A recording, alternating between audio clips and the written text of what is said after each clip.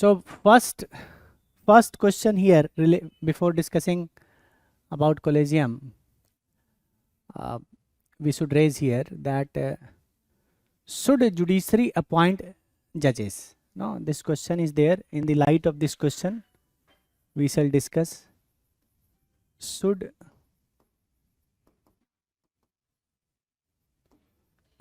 judiciary appoint judges?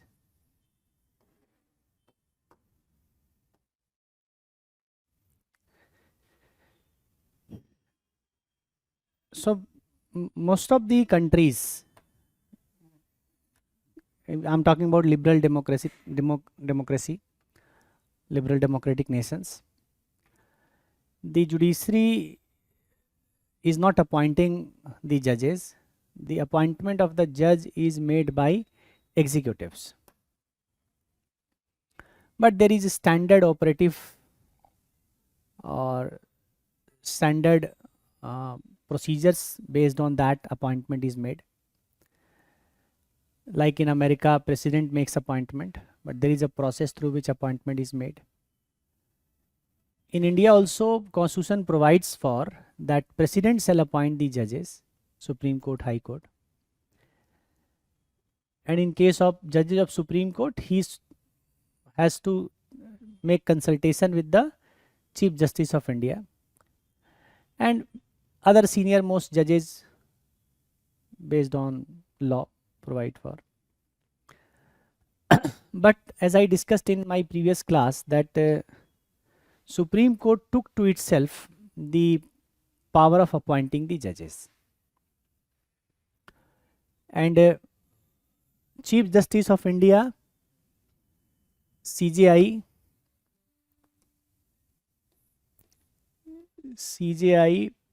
plus 4 senior most judges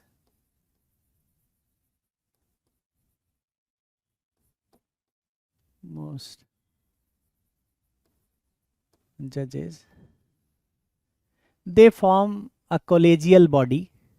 We call it Collegium. So collegial means group of people.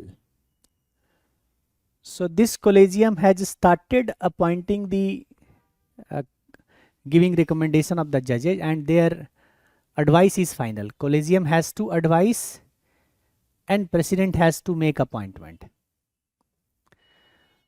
So officially on paper signature is given by president. When president gives signature, it means president does it with the aid and advice of Council of Ministers. Means government approves it, then president signs it. But president cannot appoint judge of his choice. And president even cannot give the list of the judges from where to be picked. Not even Supreme Court gives a list of judges from where president can pick. When Supreme Court says this name, appoint them. So this particular name, appoint him. It is not that Supreme Court gives name of 3 people or 2 people or 5 people from where president has to choose one. And what advice Collegium gives, it is binding on the president. And it is Supreme Court's ruling in which they made clear that Collegium's advice is mandatory to follow. Therefore, in practice, Collegium makes the appointment of judges of Supreme Court as well as High Court. Apart from that, the transfer of judges from one High Court to another, promotion of judges in the High Court, uplifting them to Chief Justice of India, Chief Justice of High Court, etc. is also suggested by Collegium. So Collegium with the passage of time has taken to itself the power which originally did not belong to Collegium. Then the question is very significant here, that should judiciary appoint judges, especially in the light of constitutional constitutional provision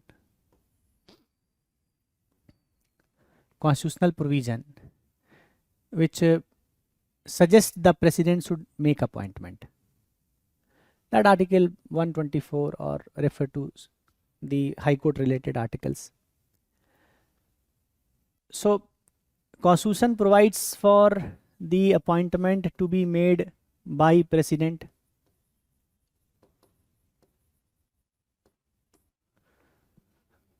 Okay. Plus, apart from that, we have the reference of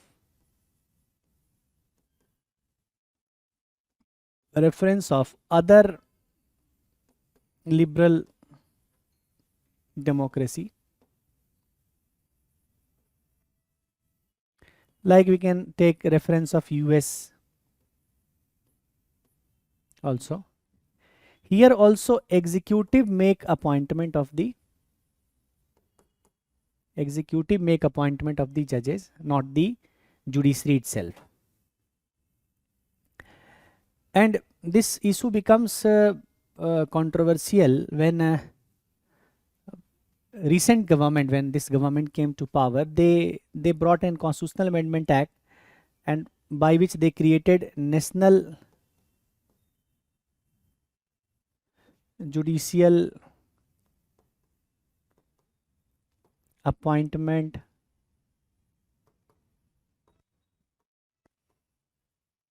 Commission. We call it NJAC. It was created 2014. This amendment brought this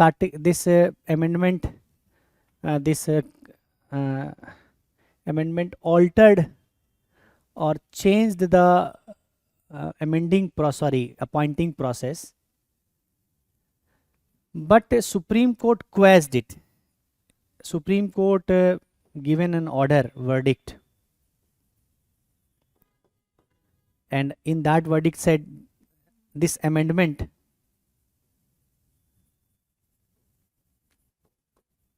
is null and void. That means it is unconstitutional. Why? Because Supreme Court had already taken to itself the power to decide the appointment of the judges. Okay. So as creation of NJAC brought controversy, then new issues emerged in recent past. There was allegation against judiciary by various groups of people, even individuals, that nepotism prevails in the appointment. No, there exists what we say nepotism. What is nepotism? So the critics say that a particular judge appointing a known judge's son. Now his brother is appointed as judge. Then that judge will come. Presently young judge, he will become senior, he will become member of Collegium, then he will appoint the son of the judge who has appointed him. That issue became more controversial in case of interlinking of appointment of Chandrachud, present Chief Justice of India, because his father had appointed a particular judge who rose to the position and he appointed him. So there is allegations are there, the criticisms are there, that there is only limited people who are in the fraternity of the judges, they get more opportunity, or not complete appointment based on nepotism, but few appointments definitely take place based on nepotism. So one thing, this issue of Collegium becomes controversial because you help me, I will help you. So This approach brings collegium its sanctity, its dignity to question. Second issue is related to in collegium process is related to its opaqueness, that it is not, there is a absence of, there is absence of transparency. The process is opaque.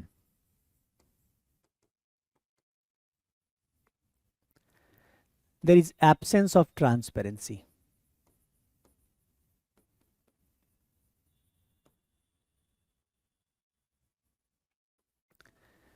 There is no fixed criteria on the basis of which a judge can be appointed. Some basic criteria are there, but how out of 4, 5, 7, 10 applications available or list of people available, how X person has been chosen, what elements have been brought, what discussion took place within collegium regarding that, and because of that discussion, which argument, or taking into mind what issues and considerations, a person X gets appointed, person PQR or YZ not getting appointed. This thing is not made clear by the collegium. So any discussion within the collegium is not the part of RTI. You cannot file an RTI to get information what the discussion made by the judges in this regard. And Supreme Court recently commented that each and everything inside the judiciary or its discussions cannot be made public. We can definitely give you the results or some fundamentals, but we cannot expose or make clear, make open what different discussion taking place. So this opaqueness further creates doubt, or the trust factor, the confidence in the judiciary, this factor gets affected by the lack of transparency in the judicial appointment or in the process of the collegium. Simply, in my governance classes, when I teach All India Judicial Service, I recommend that All India Judicial Service should be brought. Why? Because if All India Judicial Service is brought, then there will be the cadre based files available, cadre based records available, and Supreme Court Collegium will get the support from that list or records or registers of the judges. It will make this process more transparent. It will help in relieving the court from unnecessary criticism made against them. So All India Judicial Service can be a solution. There is also possibility judiciary to gain trust in the eyes of people. Judiciary can make this process, collegium's discussion process, open. So I cannot say what level of openness is required, but I can just say that the level of openness should be sufficient for the purpose of regaining the faith of judiciary in matters of appointment. What are that? How it should be made? What to be disclosed, what not to be disclosed? It is upon judges to decide. But the transparency is very important component. And if it is truly brought in right order, in right amount it is brought, then democracy will prevail. There will be consolidation of democracy as well as faith of people in the judiciary. Clear? So this is one issue, collegium's issue concerning appointment.